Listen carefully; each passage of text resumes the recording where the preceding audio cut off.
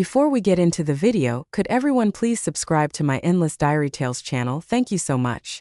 My fiancé and my younger sister got together on the day of our engagement. I overheard them confessing their love to each other, almost making me sick to my stomach.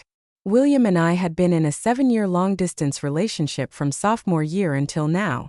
Susan had been following me around, calling William brother for 7 years. In my eyes, they had always been like siblings. William treated her like a sister, but Susan's true feelings towards William were unclear. Susan is my younger sister from a different mother. My dad and mom divorced early, and my dad, since I had some talent, doted on me. Susan was cute when she was young with chubby cheeks and drooling, and she used to like sleeping while hugging me. But as she grew a bit older, around kindergarten age, she was no longer cute. She would occasionally put on a look of grievance, blaming me for things that were not my business. She would say things like, "Dad, if you want to hit someone, hit me. I'm so scared when you guys fight. Sister likes it, so give it to sister." I didn't mean to. Can sister forgive me? At that time, I didn't understand what manipulation was. How could such a young child have ulterior motives? But my dad's attitude towards me changed from good to bad and worsened over time, especially because my stepmother was her biological mom, and my position at home became precarious. I worked harder at studying and dancing, hoping my dad would love me more, but to no avail. My dad always thought I bullied Susan, while Susan endured silently. Did you think I wasn't wary of Susan while dating William? It was fine for the first 2 years. I was in college and she was in high school. By the time I graduated, she entered college, and with more time she started making moves. Every weekend when William and I had a date, she would tirelessly try to contact me, claiming sisterly affection. I tried to drive her away, but she would cry and say, "Sister, do you not like me anymore? What did I do wrong? Tell me, I'll change. I'm so sad when you treat me like this." I would roll my eyes and she would tear up. Each time William would mediate, saying Susan was still young, liked following me, and let her do so. He would ask me not to be so harsh on Susan. We argued about this several times. He said I was unreasonable and shouldn't argue with a child, while I said he didn't understand anything and had no right to intervene. We almost broke up but didn't. Later, when Susan clung to me, William remained silent, letting me handle it. "Oh, I'm a dancer. My name is Sue, and I work at the Provincial Cultural and Arts Troupe, considered a pillar of the troupe." William works in IT, a programmer who had already become a project manager in a private company, young and promising with thick hair. Everyone around us said we were a perfect match, and the number of people asking when we would have our engagement ceremony was countless. Here, before getting married, we had to have an engagement ceremony first. William and I booked a hall at a local 5-star hotel. It for its duplex structure, bright crystal chandeliers, long spiral staircase, the first floor to entertain guests and the second floor for dressing rooms and lounges. I was touching up my makeup in the dressing room. My sister's dress looks amazing. It highlights all her strengths, unlike me, who wears t-shirts and jeans every day. This lipstick matches her so well. Is this what they call a man killer? I'm so clumsy. I don't know how to apply makeup. Sister, can you teach me in the future? I looked at her through the mirror. Okay. She looked ecstatic.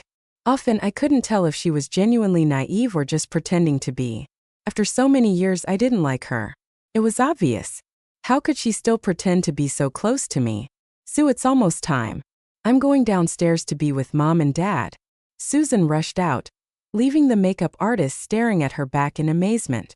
"Sue, your sister is so lively and naive. Everyone is dressed elegantly at this event, but she is wearing a t-shirt and jeans."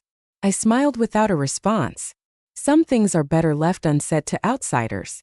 William was late in picking me up, and no one answered the phone. I called a friend downstairs, and I was told he had already gone upstairs a while ago. Gone upstairs for a while? A woman's sixth sense is truly mysterious. At that moment, my mind was filled with thoughts of Susan. Without hesitation, I got up and walked out, swaying my dress. Next to the dressing room was a lounge with the door slightly ajar, voices coming through it. "You walked over." "William, this is the last time I'll call you brother. From now on, you'll be my brother-in-law. I feel so sad. Sister is so happy being able to marry you. You're such a good person. Sister must have saved the galaxy in her past life. Brother, what should we do?" I really like you. Susan, don't do this. Sister and I are about to have our engagement ceremony. The room fell silent. I hesitated for 2 seconds, then pushed open the door. The two of them were already on the couch, with William kissing Susan, one hand not keeping to itself under Susan's dress, their kissing looking passionate. My whole body felt frozen. This was the scene of our engagement. Did they have no shame? Sister? Susan was the first to notice me.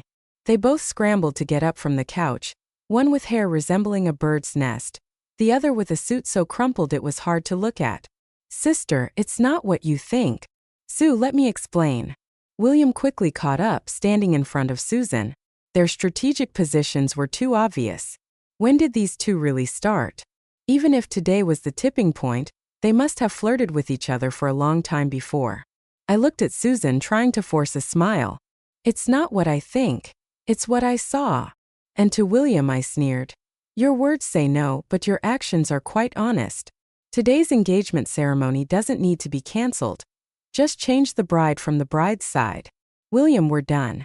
Consider it as if I never knew you. I turned and left, tears flooding in an instant. So many years of love easily gone. Susan followed me out, grabbed me, and fell to her knees, slapping herself in the face. Smack! A crisp sound. The room downstairs fell silent. In the vast space, only Susan's begging cries could be heard. Sister, forgive me and William. This time it wasn't on purpose. I was mentally prepared to call him brother-in-law. We didn't do anything wrong. Please believe me. Please, let's proceed with your engagement properly. Okay. Her words made me laugh out of anger. With such a situation, how could we proceed with the engagement? Should we ignore the elephant in the room? William stood at the door of the lounge, not moving an inch. He was watching me and Susan, but mostly Susan, with a look of pity in his eyes. My heart sank deeper and deeper. How did I not know before that you two had reached a point where you couldn't control your feelings? You two, you're quite something. Furious, I turned and ran downstairs in 9-inch high heels and a long skirt with a wide hemline.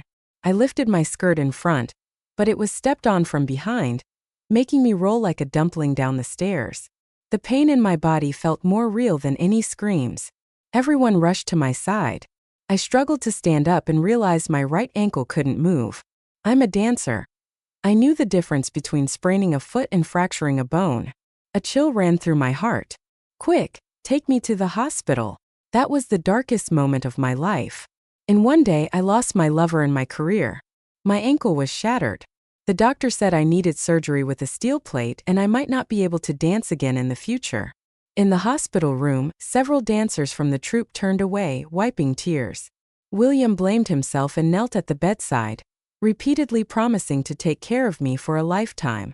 Susan stood at the door of the ward, crying continuously, occasionally glancing at William like a wronged little wife. I ignored them. My stepmother couldn't stand it, feeling sorry for her daughter. It wasn't your sister who pushed you down. Why are you making a fuss? Just a lost leg for you, but for her it's a lost love. I felt nothing but ashes in my heart, not just towards William but towards the whole family. I looked at my stepmother calmly. If William prefers her, can I break her leg for you? Since that day, there was no need for me to pretend with my stepmother. Our only interaction was when she told my dad to tell me that she had packed up all my belongings from childhood to adulthood, so I should move out. She wanted to free up my room for other uses. I nodded and handed my house key to my dad, asking him to help me move my things so as not to take up their space. William came to see me every 2 or 3 days, and I ignored him, telling him to leave. He would silently cut fruits for me, pour water for me, saying that once I recovered, we would get our marriage certificate and he would take care of me for a lifetime. Susan, on the other hand, came every day, crying and asking for forgiveness. I told her to leave, and she would kneel down, wailing, fearing that others might not realize how wrong she felt. Whether by coincidence or something else, William had witnessed her kneeling several times. When he looked at her, there was the same look of pity as that day, but when he looked at me, he seemed hesitant, almost asking me to treat Susan better. In the end, the two of them changed from leaving one after the other to leaving together, no longer bothering to hide their feelings. The other patients started commenting about William, originally saying, "Your boyfriend seems nice." Did you two have a fight? To your sister's boyfriend is good. He's so caring towards you, the elder sister. What can I say? Can I say that I fulfilled this couple at the cost of one leg? I hurriedly urged them to leave. Please, both of you get lost. Instead of coming here to act, why not go on a date, roll around in bed sheets? Didn't we leave it unfinished last time? Susan, sister, please don't be like this. William and I are just friends. We didn't do anything. If you mind, we won't have any contact in the future. I rolled my eyes. Stop it. For the rest of my life, please don't appear in front of me anymore. Susan started to cry again. William pulled her and left without looking back. My father put the packed items in my living room. 4 weaving bags in total, from clothes, books, photo frames, simple skincare products to slippers, toothpaste, and chargers. Everything was thrown randomly into the weaving bags. I picked out useful things with my cane, then called the recycling station for old clothes and books to come pick them up. My connection with that family was in the 22nd year after my parents' divorce. It was broken after they cut out everyone in the family photo except me. I transferred some money to my father, thanking him for raising me. The Cultural and Art Museum gave me a new office job. Not tiring, very leisurely. After finishing my work every day, I leaned on my cane and went to watch my former partners dance. God knows, for me, dancing is my destiny, more important than William. So I hate Susan. If it weren't for her stepping on my dress that day, I wouldn't have fallen from upstairs at all. The envy and loneliness in my eyes were so obvious in the mirror in the practice room. Sue, come here. The deputy leader personally introduced me to a part-time job at the Children's Art Center opened by his friend. There were 6 dance classes on weekends, hoping I could come and give some instruction. I didn't need to dance, mainly to demonstrate the movements and train the teachers if there was time. I was hesitant at first.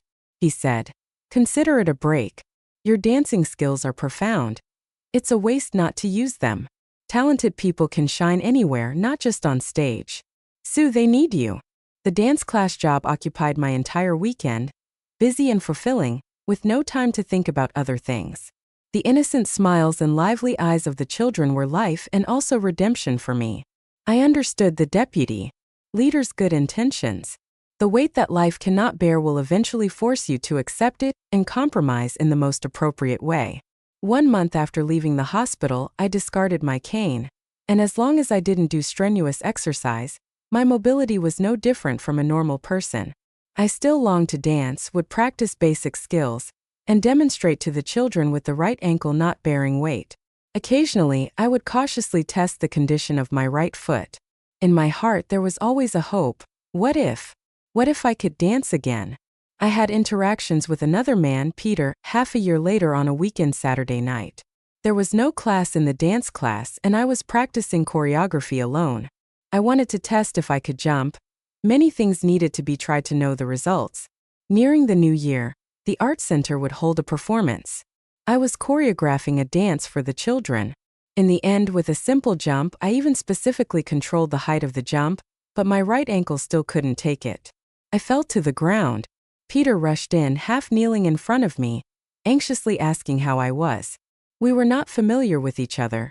He was just a relative of one of my students who had been picking up the child at that time. He cared more about the child's dancing than the child's mother, always asking about the child's condition after school. That day, something strange happened. When Peter rushed to me, my focus shifted from my foot to his shoes. Shoes were not allowed in the practice room, yet he was wearing shiny leather shoes. He saw me staring at his shoes, quickly took them off and held them in his hand, then smiled, his whole face relaxed. "I've never seen someone like you who's injured but still concerned about keeping the floor clean. Seems like it doesn't hurt anymore. Do you want me to take you to the hospital?" My ankle was fine. The pain had eased since the initial moment, and I seemed to be able to bear it. I didn't need to go to the hospital. Peter helped me change shoes at the doorway, then took my coat and bag from the shelf for me. He casually mentioned that his nephew was learning painting here on Saturday evenings, as if to explain why he was here at night, then reminded me to use my right foot less, take care of the injury, and not make the situation worse. Finally, he helped me downstairs and watched me get into a ride-hailing car, apologizing. "If I didn't have to pick up the child, I would have taken you home." I didn't pay much attention to his words. and I had no intention of letting a stranger take me home, so I just thanked him and left. That evening, I chose a robot figurine online. The following week, Peter came to pick up the child again, and after asking about the child's dancing performance as usual, I took out the figurine box from my bag. "Thank you for your help last week." He was very surprised. "It was just a small favor." "Do you really need to thank me like this? Are you afraid of owing favors to people?" "It's just a small token of my appreciation," I said. "I happened to see it when I was shopping. I didn't know if you would like it." I don't know which word resonated with him, but his mouth curled up, accepting the small box. "I like it." At that moment, several children who hadn't left yet rushed over, including his niece. "Teacher, do we have one too? We want a gift too." Their eager eyes looked at me. I smiled and took out lollipops, chocolates, and fish sausages from my bag to share with them. The children joyfully took the treats and scattered around. Peter smiled and asked, "Did I make you spend money?" I shook my head. I bought it for them in the first place. Since becoming a teacher at the organization, I often buy small snacks as extra rewards. "After receiving your gift, Sue, let me treat you to dinner." "I'm sorry, I already made plans with someone else." I never dreamed that I would be countered so quickly when saying this. Half an hour later, I sat in a nearby steakhouse, cutting the meat with a knife and fork, taking small bites and putting them in my mouth while Peter stood with the child next to my table. "What a coincidence." He pointed to the couch across from me and jokingly asked, "Your company didn't show up?" I smiled calmly. "He had something come up last minute. You don't mind, right?" He gestured towards the couch across from me again. What could I say? I could only smile and say, "It's better to meet by chance than by appointment." I'm not good at talking compared to Peter, who was more talkative and humorous. His niece, Cindy, had been glancing at him with strange eyes several times. I followed Cindy's gaze to him. He chuckled. After maintaining a parental image for so long, it's hard to return to normal. The child isn't used to it. Cindy snorted through her nose.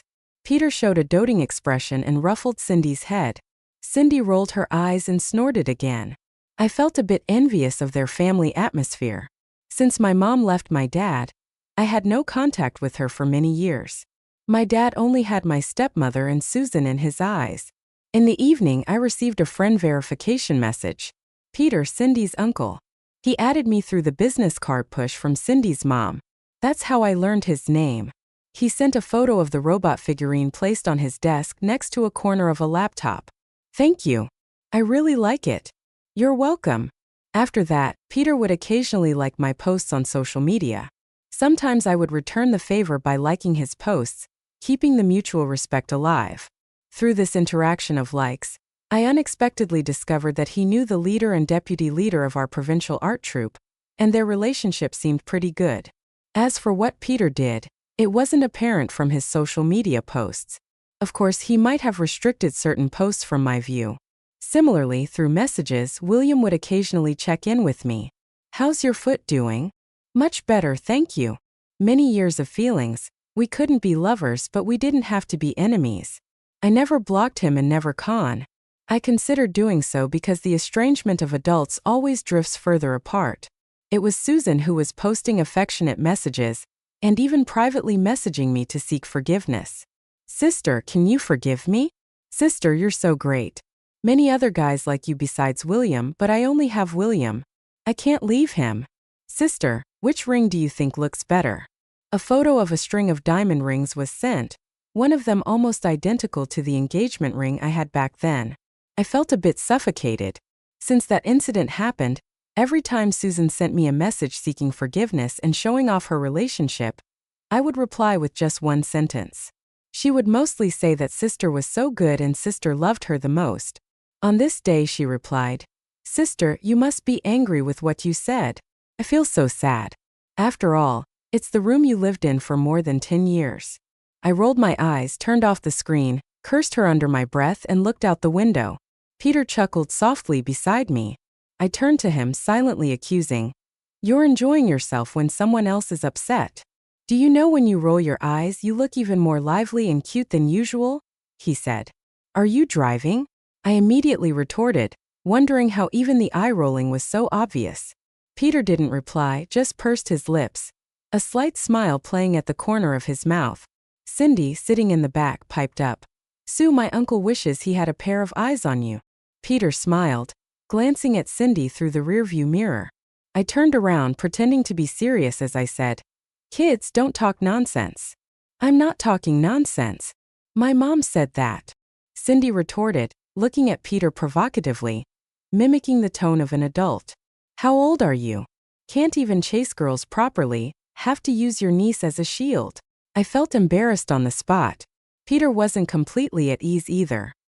He raised his left hand, resting on the window frame, rubbed his temple, and tried to lighten the awkward atmosphere with a smile. Caught red-handed, huh? He glanced at me and changed the subject. Sue, don't you remember me? I really didn't remember. It was only after Peter half reminded, half directly stated that I recalled that one year where, after every performance, there would be someone sending a basket of flowers. The signature on those baskets was Peter's. Back then we had actually met once. After one performance, he, accompanied by the troupe leader, personally invited me to perform at their company's annual meeting, promising good compensation. I declined and stated the reason directly. During that time, I had to go to my boyfriend's hometown to meet his parents. After that, neither Peter nor his flower baskets appeared again. It hit me like a thunderbolt. Back then, did this man think, Sue, now that you're in my car, can I finally succeed in pursuing you? Peter asked with a playful smile. The thunderbolt in my heart slowly dissipated, accompanied by a sense of relief and a touch of disappointment. I was just an ordinary woman, with desires like anyone else, yearning for someone to like me. Who am I compared to a star? I chuckled at myself, shifting my gaze outside the window. Outside, the city lights were coming on. Now I was just a dancer who might never set foot on stage again, an administrative staff member at the provincial arts troupe, a teacher at a children's art institution. You're the brightest. His voice sounded again, deep and slow, as if pondering for a while. Sue, shall we give it a try? The enclosed space of the car was quiet. I pondered for a while and said, Okay. Peter turned out to be a perfect boyfriend. Every morning he would drive halfway across the city, bringing fresh flowers to pick me up for work. In the afternoon he would pick me up after work. We'd have dinner together and he'd drive me home.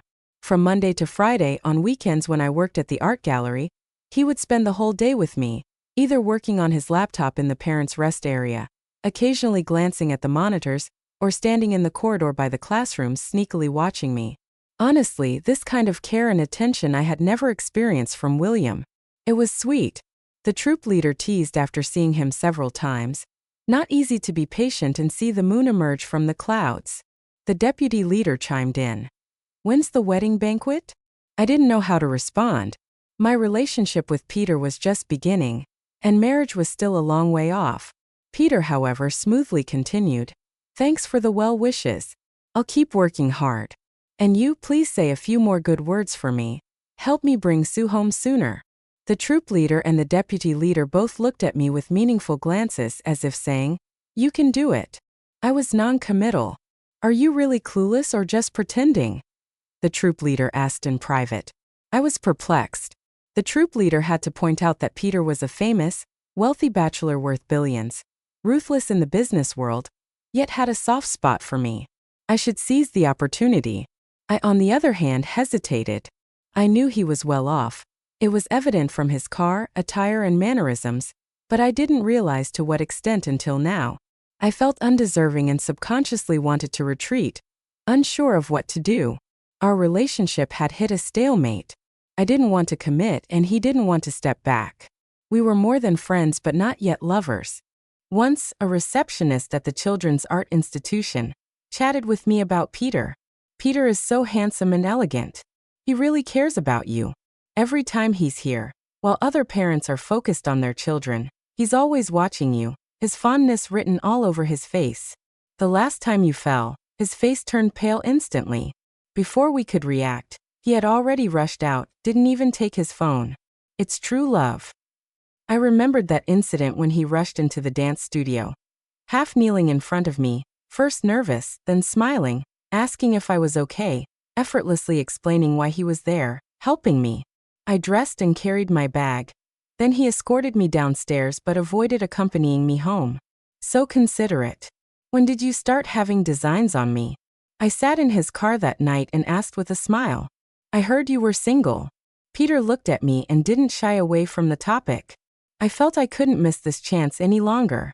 Instead of waiting for someone else to make me happy, I thought I should take a shot. I believe I can do it better than most men. His voice grew deeper. I was afraid you might make a wrong choice, settling for someone inferior to me, and even more afraid that I would regret it. In the background, Nordic folk music played ethereally and chillily. I looked at him. It was the most heartfelt confession I had ever heard. Peter. I'd like to go see a movie. Okay. At the movie theater, I allowed him to kiss me. Sometimes in relationships between men and women, crossing a certain threshold just naturally leads to the next step. Peter was apparently a kissing enthusiast. Every morning after handing me a rose, the next thing he'd do was lean in and peck my lips. After getting in the car with my seatbelt fastened, he'd lean in for another peck. Laughing, I said, "That's enough in public." He chuckled and touched his mouth, still not seemingly satisfied. I've been thinking all this time. Those few kisses just didn't feel enough. What to do? I didn't bother responding. He continued on his own. "Sue, why do you smell so good?" Jokingly, I said, "Probably just mouthwash." He joined in the laughter. When we arrived below the Arts Troupe building, the familiar routine repeated. Kisses, kisses, kisses. You've got to control yourself. Everyone you know is watching. I lightly pushed him away. Everyone in the troupe knows I'm pursuing you. What's there to control? He said, embracing my waist tighter with one hand. Besides, I've already exercised a lot of self-control. If I didn't. His words trailed off, his gaze dropping to my lips, my heart pounding fast, my mind filled with inappropriate yet beautiful imagery. I almost wanted to run away. A low chuckle came from behind. I never knew that being in a relationship with a mature man could be so sweet, even sweeter than a first love. With Peter, he knew exactly when to act, when not to, and gave me the utmost agency. In his words, after taking 999 steps, I'll extend my hand on the final step. You just have to place your hand in mine. And that final step, he would still take it. As long as I didn't retreat, it would all be fine. Under the night sky, beneath a towering clock tower, Peter held me close, regret lacing his voice. I missed you for so many years. At that point, I was already heading towards meeting my boyfriend's parents. If you show up now, you'd be a homewrecker, I mumbled in his arms. Remember, we hadn't even reached the point of meeting each other's parents yet. It was as if I were a thorn in his side as he held me even tighter, nose rubbing against mine, murmuring, "Apart from seeking my wife's opinions, my marriage doesn't need to concern. Whoever it is, they're just being informed. So wife, when do you plan to marry me?" I remained silent. I decided to retract my assessment of him being a mature man. We had only taken 999 steps of those agreed upon 1,000 steps, and he was already trying to step over the last one, assuming the title of wife, without consulting me. "Are you with someone else now?" William's booming voice echoed over the phone, interrogating me without even using my name. I was taken aback. "William, we've been broken up for so long. You and Susan have a child. Can't I have a boyfriend?" I shot back. "What child? Have you forgotten we're engaged? It was you hugging Susan that day, wasn't it? We broke up. We broke up on that very day. You're not suited for double-dealing like this." "What breakup? When did I ever agree to break up? You've been the one avoiding me all this time." Peter directly took the phone from my hand, not mincing words. "William, right? I'm Peter, Sue's current boyfriend. Please refrain from harassing my girlfriend, or I'll have to call the police." I didn't know how William reacted as Peter finished speaking, hung up, and promptly blocked William's number. I looked at him in astonishment. "That's my phone. Did you just block someone without my consent?" He smiled. Sometimes a girlfriend needs to listen to her boyfriend. He returned the phone to me. It was the first time I glimpsed his possessive side. William and Susan must have seen me with Peter on the same day, because after William's call the previous day, the next day Susan showed up at my doorstep outside the practice room of the art institution. When I saw her standing just half a step behind Peter, chatting as if they were just finishing up a conversation, a smile bright on her face, my heart skipped a beat. I had lost to her once before, and I was afraid she was trying to repeat history. What are you here for? I was full of hostility, even more so than when she used to pester me and William. Peter walked up to me, turned to look at Susan with a raised eyebrow as if inquiring. Susan looked full of grievances. Sister, I miss you. It's been so long since I last saw you. Mom and Dad miss you too. When are you going back? She looked at Peter pleadingly and stuttered. Peter, please talk to Sis for me. I couldn't swallow my anger and turned to leave. Peter caught up to me and asked if I was mad at him for talking to other women. I'm not mad at you. I'm just uncomfortable. I sighed and said sourly. Peter, we've just met, and now we're already brother and sister? I didn't ask her to call me sister. Peter smirked smugly. Sue, are you jealous? How about you also call me brother? I glared at him. He continued to coax. If you call me brother, I guarantee no one else in the world would dare to call me that. I rolled my eyes at him, looking at his serious expression, and couldn't help but laugh. What a twisted sense of humor. Such a disgusting nickname. As it turned out, Peter indeed had a twisted sense of humor. Much later, at specific times or occasions, like when we argued or made love, this nickname was like a switch. Susan took a liking to Peter. Over the years, whenever I had something, she would look up to it, and most of the time, she would snatch it away. After that meeting, she often ran to art institutions on weekends, ostensibly to seek forgiveness from me, but in reality, she was just trying to get close to Peter. Sue, be careful of your little sister. She's like a tea serpent. Peter has rejected her many times, but she's still swooping in. I grunted in acknowledgement. The time I spent with Peter wasn't as long as the time with William back then, but for some reason, I had confidence in him. Men of his caliber, if they wanted pretty women, could easily have them with a wave of their hand. He didn't disappoint my confidence in him. I don't like it when others call me that. Susan, you better call me Peter or brother-in-law. Even though you're Sue's sister, please have some self-respect. Whether I'm good or not has nothing to do with you. I don't want Sue to misunderstand. I'm not your William. Your tactics won't work on me. I can distinguish between a stone and a gem quite clearly. These words were relayed to me by the receptionist along with some flattery. Sue, Peter is so handsome. He talks to Susan with a commanding presence. I've never seen a man reject a woman so decisively. You should get married soon. After Susan hit a wall with Peter, she turned to me for conquest, determined not to give up. She cried in front of the parents picking up their children, asking if I was still mad at her because I was blaming her, and that's why brother-in-law was ignoring her. She said she realized her mistake, that she only had one sister, and nothing was more important than her sister.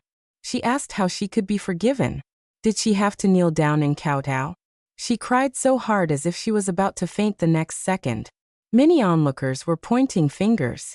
Sue, forgive her. How can siblings hold grudges? Isn't it natural for an older sister to give in to her younger sister?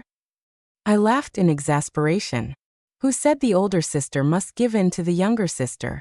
What if the younger sister is a scoundrel? I looked at the crowd. The best way to deal with green tea was to accuse publicly. At my engagement ceremony, my sister went to confess her love to my fiancé, and they rolled on the couch. Caught in infidelity, my sister stepped on my skirt, causing me to tumble down the stairs and break my leg. I, a dancer unable to perform. What did it mean? She acted aggrieved and delicate, frequently kneeling to apologize, forcing me to forgive her. Would you dare to have such a sister?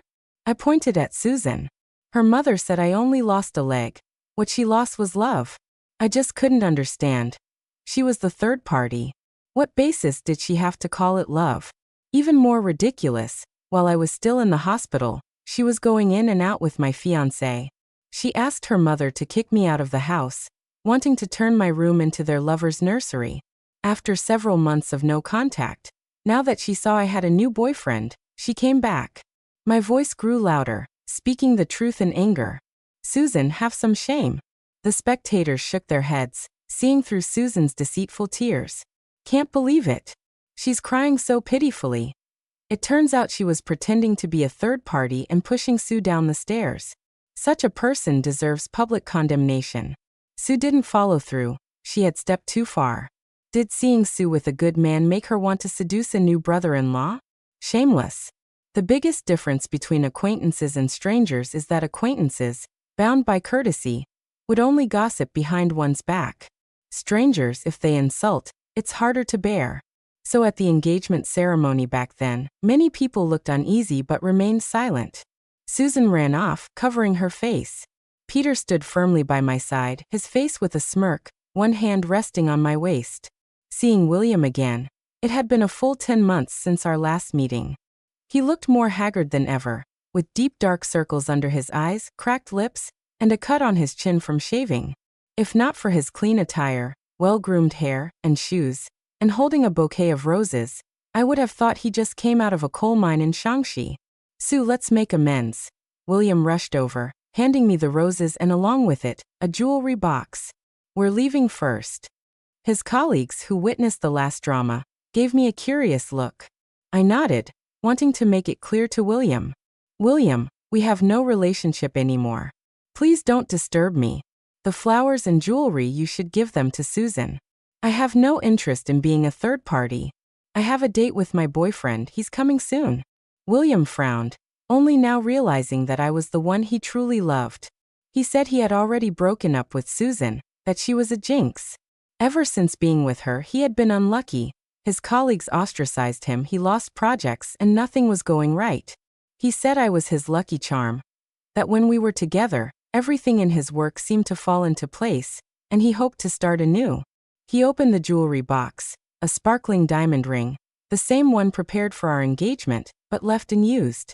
Susan had once taunted me with this ring. "Leave this ring for someone else, I don't need it." It turned out hearing someone speak when you no longer love them is torture. So when Peter showed up at the company door, I almost lit up. I had only one thing to say to William. "Sorry, my boyfriend is here. If everything goes smoothly, I will marry him, so don't come looking for me anymore." Peter and William. Honestly, I had never compared them before, but at that moment, seeing both of them together, the only word in my mind was downgrade.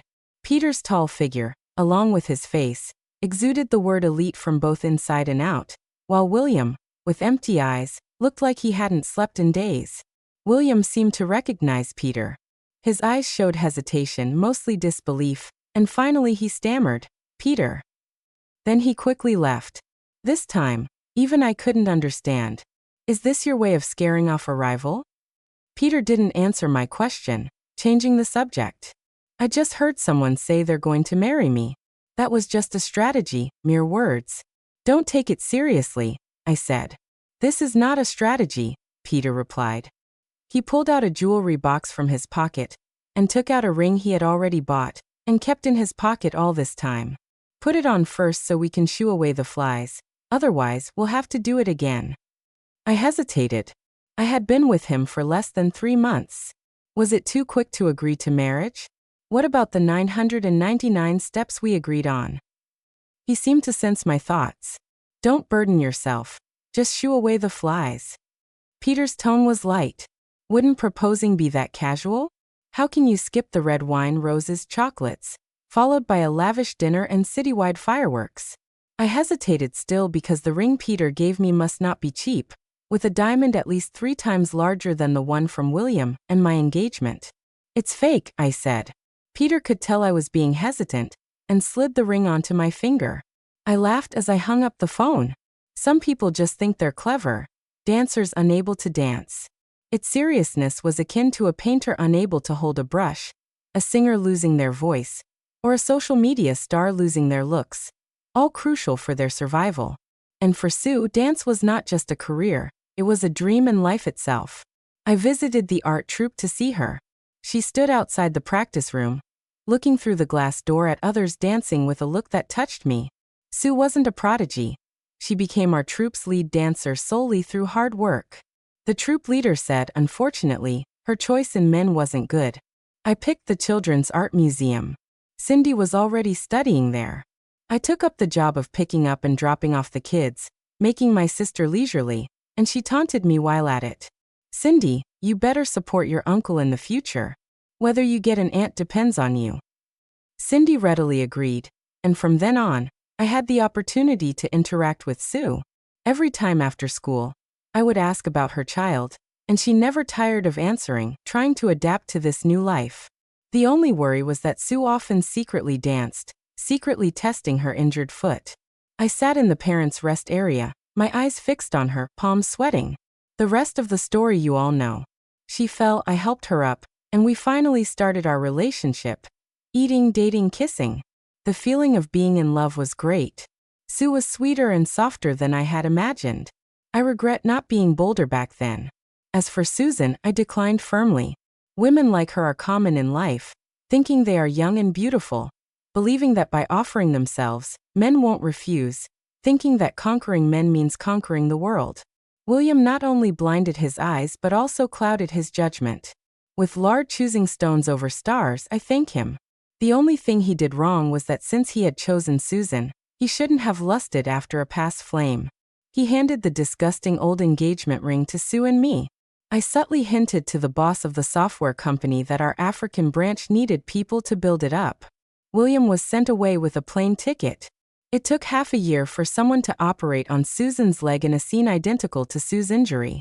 However, her luck was a bit worse. She broke both her shin and ankle.